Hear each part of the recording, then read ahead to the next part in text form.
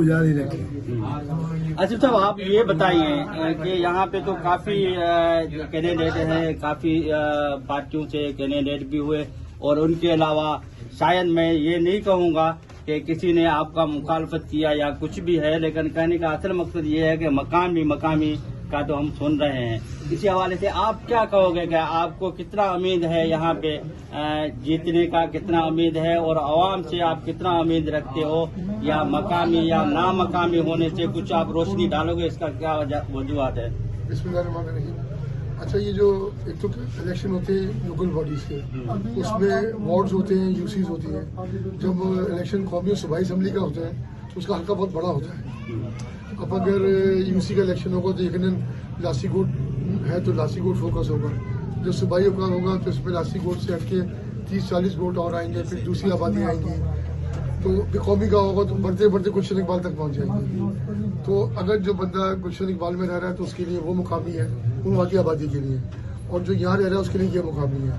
तो हमें तो ये सोच ही रखनी होगी कि हल्का कितना बड़ा है, और हल्के का है कि नहीं, उस आबादी को मसाइल को समझता है कि नहीं, और वो कितने अरसे से यहाँ के लोगों के साथ इंटरेक्शन में है। अगर मुकामी का मतलब ये कि जो मोहल्ले के लोग जो जबान बोलते हैं वही अगले मोहल्ले में लोग कुछ और जबान बोलते हैं, उस आगे कुछ और जबान बोलते हैं।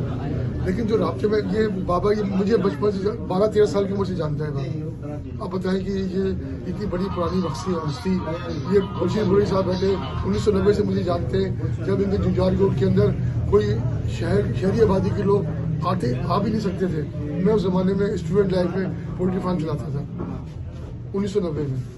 तो जब मैंने उनको बताया तो हैरान हो गए। मैंने कहा आपका इलाका, मुझे सुपर हाईवे से गाड़ी मुड़ती नहीं थी, मुझे आपका इलाका नजर आता था जो 5 किलोमीटर अंदर है।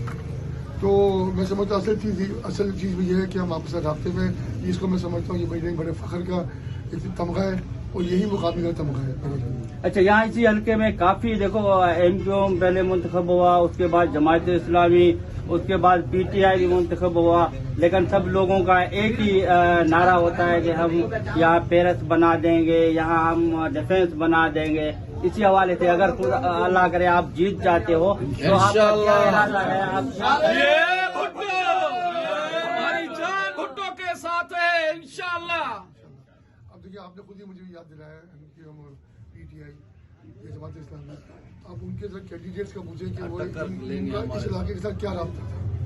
मैं समझता हूँ एक तो होता है इलाके के साथ रब्ता होना, एक होता है इलाके के लोगों की केमिस्ट्री के साथ केमिस्ट्री मिलाना।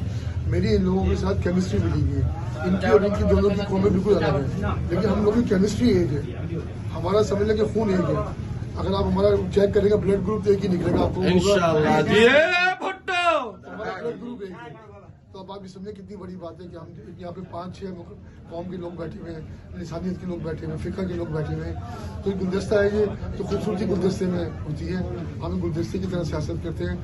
आपने बात की तरक्याती कामों के हवाले से, इन इलाकों में, कच्ची आबादियों में, गोट के इलाकों में जो थोड़ा बहुत या ज़्यादा तरक्याती काम आपको मिलेगा वो पीपल्स पार्टी के दौरे हुकूमत का मिलेगा। चाहे हुकूमत लोगों ने हमें कौमी सूबाई असम्बली में यहाँ से इससे पहले बात नहीं किया, लेकिन काम यहाँ पे इतने कराए लोकल बॉडीज तक के अहदेदारों ने कि यहाँ पे कौमी सूबाई असम्बली के उम्मीदवार शहरी इलाकों में तस्वुर भी नहीं कर सकते।